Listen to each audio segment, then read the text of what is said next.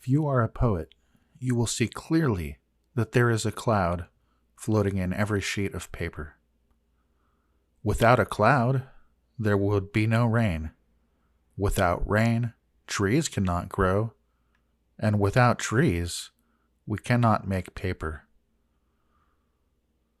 The cloud is essential for the paper to exist. If the cloud is not here, the sheet of paper cannot be here either.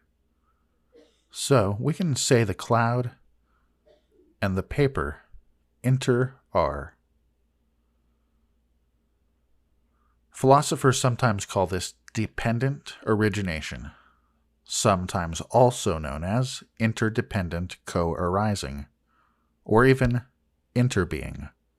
That's a term coined by Zen master Thich Nhat Hanh. It is an understanding that no thing spontaneously exists all on its own. All things are influenced by other things. All things are influenced by many other things. This is this way because that is that way. This is not because that is not. And this ceases to be because that ceases to be. We begin to understand that nothing is an island unto itself. No thing, nothing is separate all on its own.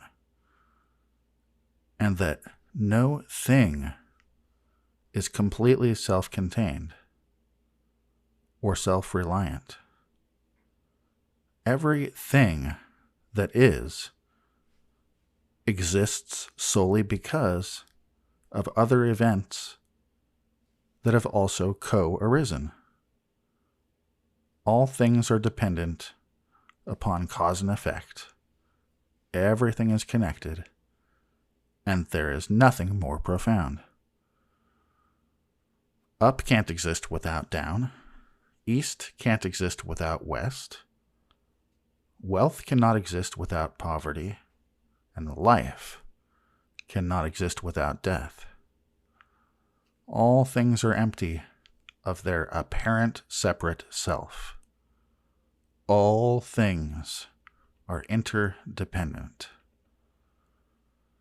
We see that the cup of coffee in our hands could not exist without the woman who ordered the bag of beans to her store. Looking deeper, we see the truck the beans arrived on and its driver. We see the fuel in the truck's tank and the man who pumped the fuel.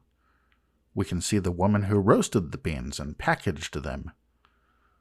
We see the ship the beans sailed on, maybe from Guatemala or Peru, and all of the hands on deck who ensured the safe arrival of that cargo.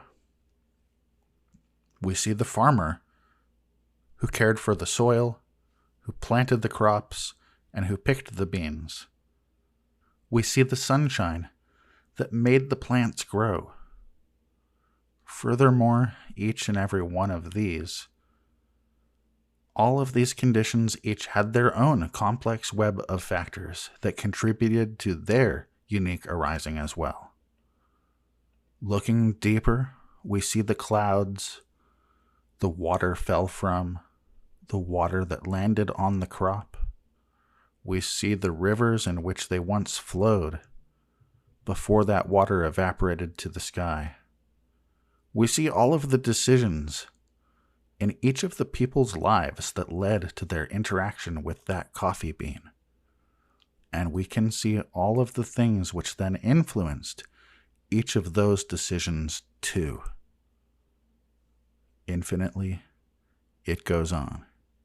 Everything impacts everything else. Everything depends upon everything else. When we intimately understand the interconnection and interdependence that exists between all things, we see that all things are truly equal, man animal, river, or rock.